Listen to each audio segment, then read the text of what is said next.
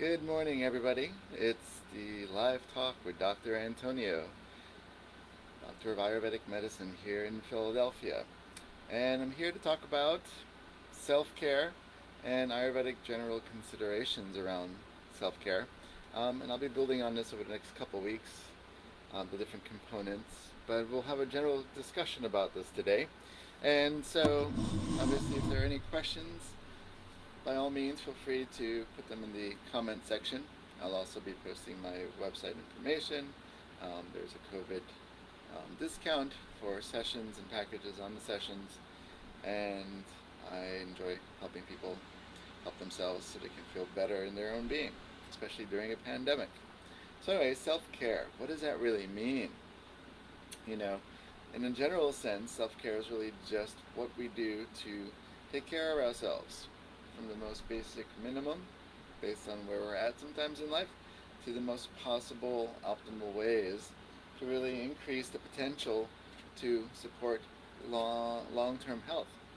And, self care could be simply brushing your teeth every day, and in the morning, and at nighttime, before bed, and taking a shower, bathing daily, and proper exercise, and understanding the kind of company that you surround yourself with, and the kind of job that you're interacting with or engaging in that supports a sense of well being and that really supports your heart's desire and your purpose, your sense of purpose in life. Self care has so many different components to it, and it's important to know what is going on with you, where you are at the center of your own universe in your life.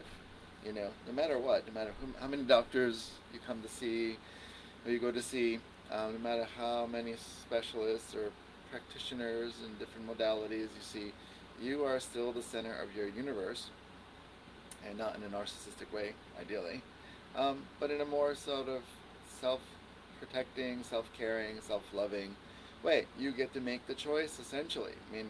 Really, using the mind in a proper way and its proper function will yield us amazing positive results over time, especially when we allow the mind to just kind of run amok and create confusion and live in its own confusion, and we pay attention to that confusion, then we get confused, and then we are not sure what to do, and then we displace our sense of power and self-authority, when reality is that this is all just mind play. And so what are we doing to ensure that that part of our mind is more kept at bay, so that we're not as confused, that we are making better choices, so that we are really supporting our own well-being and understanding how we're feeling? Because the way to tell is, how are you feeling? Are you pooping every day? Are you peeing every day? Do you feel exhilarated with the days? Are you aware of the different fluctuations of the emotions and are just moving fluidly? Or are you stuck in certain emotions more than others? And not that there's necessarily anything wrong, but by virtue of being human and by the nature of being in this existence, we want to enjoy life. We want to feel pleasure. We want to feel just enjoyment, because in enjoying, we are feeling joy. We're finding joy. We're creating that because we're saying yes to the things that support that. And are they having a cost on us? Because then there's the extreme of that as well, where we're saying yes to so many things that we enjoy, and to some degree, what's the consequence to the body, where you're running down your system, you're feeling worn out, you're feeling maybe less sleep because now your sleep is affected because you're staying up late enjoying these things. You're over-exercising, overindulgence. Any of these things can cause an excess. And so self-care is about grounding yourself in each day. And we won't be as specific today about it as we will in upcoming weeks, but there's a concept in Ayurveda called dinacharya. And dinacharya is about what are you doing as a sacred daily practice. We can even take the word sacred out of it, so it's not as sounding woo-woo, but to some personal degree, it's kind of sacred, because we are amazing beings in this body, and we're not limited to this body. And so we are responsible for this body and the things that we do for self-care, from just what kind of oils we put on the body for scents and natural fabrics, and just the things that we expose the senses to, and the things that we expose the mind to, and the things that we're ingesting, especially. The body is made of food. Without food and proper nourishment, the body cannot exist. It just will not. Food makes the body up. Of course, oxygen, and in Ayurvedic terms and yogic terms, and we call it prana, which is like the spark of life, the sense of why there is an actual embodiment and activity in this physical formation. In Chinese medicine, it's known as qi. Without qi, there's no essence, there's no body, there's no vitality. It's the last thing we let go of when we exhale. When we inhale, it's the first thing we really grasp when we're receiving the earth, when we're released from the mother's womb. And that's self-care, because we're saying yes, we're taking it in, and then through the lifespan, however long that is, we just continue with the ebb and flow of the inhale and exhale, which is both serving a physiological sensation. And then the last thing we do is exhale. We start the life with inhale, and we exit on the exhale. And in the yogic sciences, it's understood that there's a number of breaths that we were born with, and that number is planted at the core of the heart. The heart knows, and I think that's a beautiful understanding of just knowing that life is limited no matter what. And some of the practices in the yogic sciences revolve around pranayama techniques, which is just working with the breath in a proper way. And extending the breath allows us to expand the life. I remember an Ayurvedic doctor once saying that, when you look at a dog and it's panting very quickly, it just rapidly breathes. It has a lot of, he made a correlation that type of breathing pattern has a correlation to a lifespan. Dogs don't live that long, anywhere from 12 to 18 years maybe. And then we have the turtle, who, is breathing deeply and fully and very slowly, and can live up to 100 years or even more. So just understanding that comparison of like how fast are we breathing.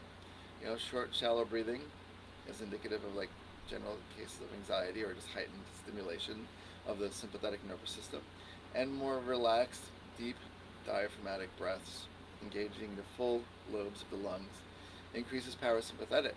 And modern science has correlated this relationship to the vagus nerve, which goes from the brain all the way down here, all the way down to the heart, and all the way down to the other organs.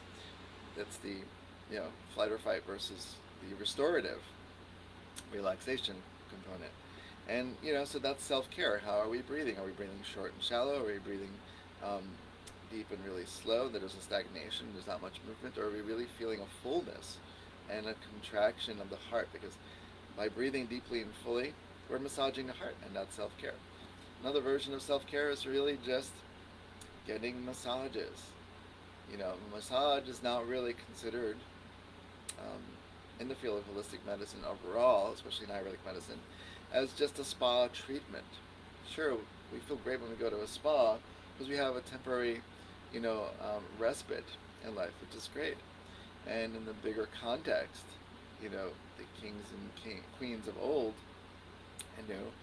require massages regularly because it helps to maintain stress and reduce anxiety and reduce all these other kinds of mental ailments and physical ailments. It keeps the body agile.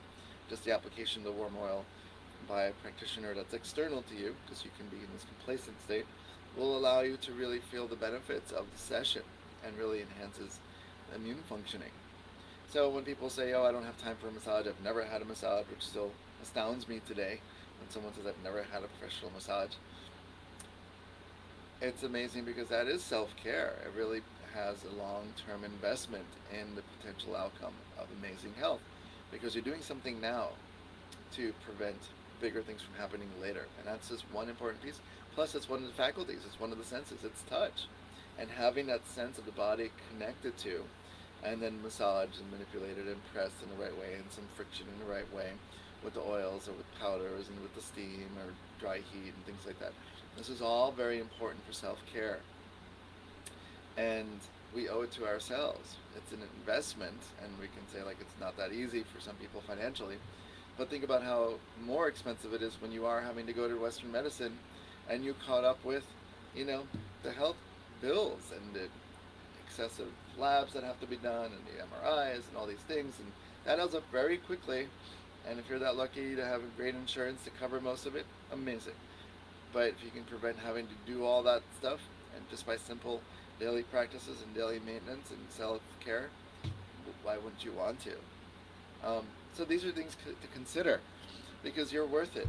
Every single day you're worth it. Your mind depends on it, your body depends on it, the unification of both depends on what you're doing. And some days can be greater than others. Doing some basics for each day, a little bit adds up. Of course, the more you do, it's like a bank. If you put $1 a day, at the end of the month you'll get a little bit of interest, but if you put $10 a day, then you'll have more interest. If there are some days you can only put $1, and some days you can put 50, and some other days you can put 100, and some days you can put $1 again, it's going to accumulate no matter what in a positive direction. So the more you do, the more you invest, the more you dedicate, the more you commit yourself. Because really self-care is about commitment. It's a commitment to understanding that you are in a body, you're responsible for it. It's like getting a car. Once you buy a car or you rent a car, you're responsible for oil changes, car washes, vacuuming, keeping the gas in there. Like, of course, the more you do that, the more you have a chance that the car will last longer. So for inhabiting a car for a certain period of time to get us a certain place, similarly, we're inhabiting this body for a certain period of time to get somewhere. And in Ayurveda, one of the places that we're getting to is our purpose in life and our sense of expression and what we're doing with this exploration of this human being, this form. We're here to explore it. We're in a body. We can't discount it. So we have to take care of it. And we don't take care of it, and then we see the opposite effects. We see the decline of mental health, the decline of physical health, and we lose or lack that inspiration. These are things that we can do every day. And, especially during the pandemic, one of the suggestions that I've been working with many of my patients is, even if they're not working, or they're working from home and they lost that certain structure of leaving the house and going to a job and being there all day and then coming back home, that your self-care gets to have more of a chance to be focused on now that you're home. It gives you something to do to make sure you're waking up at the right time, going to sleep at the right time, eating at around the same times each day, bathing, oral cavity cleansing and facial cleansing and eye cleansing, and you can do your own self-massages sometimes. These give you plenty of things to do. It's easy to start the morning at 5:45, and between waking up with the sunrise and honoring the day and doing some sort of practice and ritual to this, you are over a sudden, brushing your teeth and drinking a little bit of warm water in the morning, and then you make your way to your yoga room or your meditation room or your gym space or any of these things, or going outside, especially during the season, all before you start work. And all of a sudden from 5:45, it's now 8:30, and you're like, wow, the morning went by, and you started the day with the anchor of you being the center of your temple, your ritual, your primary focus for that day. Because without that, you lose yourself. We're not sure of purpose. Well, the most simple thing is, what's my purpose today? I should just eat. I definitely should poop. I should definitely pee. If I can sweat a little bit today, that's amazing. That's a purpose. I can read something. I can follow some of these videos that are created as a purpose to learn about self-care and self-thought and self-responsibility, self-acknowledgement. This is what Ayurveda does, is bring us back to ourselves. Ayurveda is the most amazing system of all the holistic systems in the world. It is the oldest, and it's complex, and it's also meant to align ourselves with nature, because that's where we start to deviate from, that causes, through that deviation, ill health. So we have an opportunity to really explore our day-to-day in its fullest form, in its fullest way. Not so focused on what's happening tomorrow, what's going to happen next month, what's going to happen to bills, not bills, rent, not rent, mortgage, not mortgage, moving, staying, all these things. What is present today? You're not sure? You have you. The certainty of that is present because it's obvious. We have a body, it's animated. That prana, that chi, that energy animates the body. Without it, there's no body. This is the corpse that's laying there, returning to the 5 elements, which is beautiful in Ayurveda.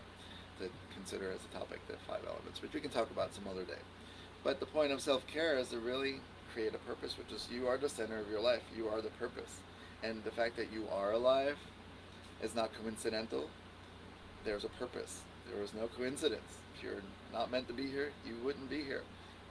And if you're meant to be here, then you're here. And it's obvious that you're here in a body.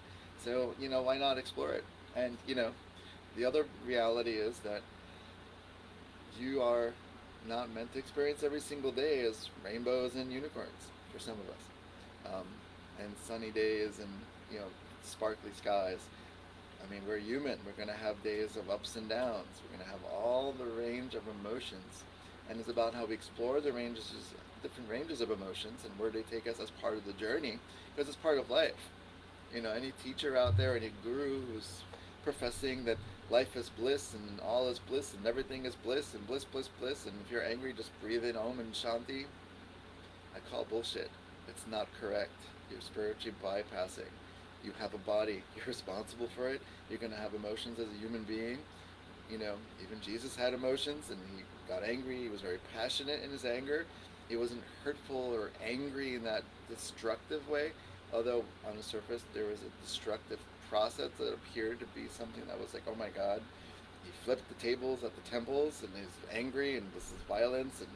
But if you really look at the meaning of it, it's much more benign and loving than any general sense of anger, which is hurtful to really destroy. That's a different quality. That's not the ideal sense. But anyway, exploring the different emotions and having that every single day be part of your journey. It's like, what's the purpose today? Oh, I kind of feel sad today. Oh, okay, sadness. How do I hold space for you today? What's present right now? What's coming up for me? Oh, anxiety.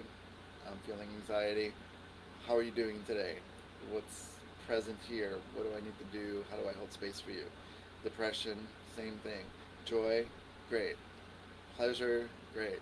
Unpleasant trees, be in the space with that, because they all have something to show us, and it's just part of the experience.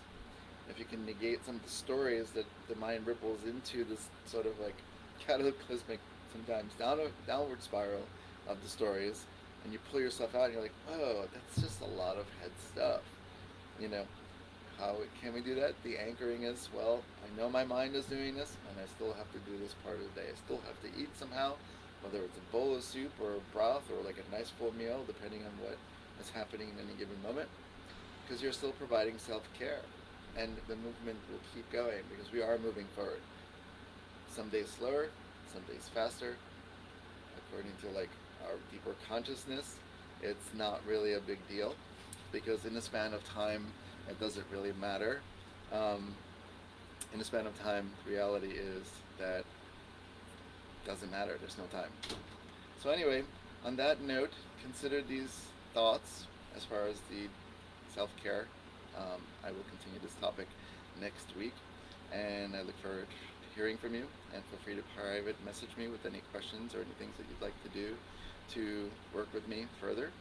And have a great day, and find some of those experiences and just explore them. See you guys later.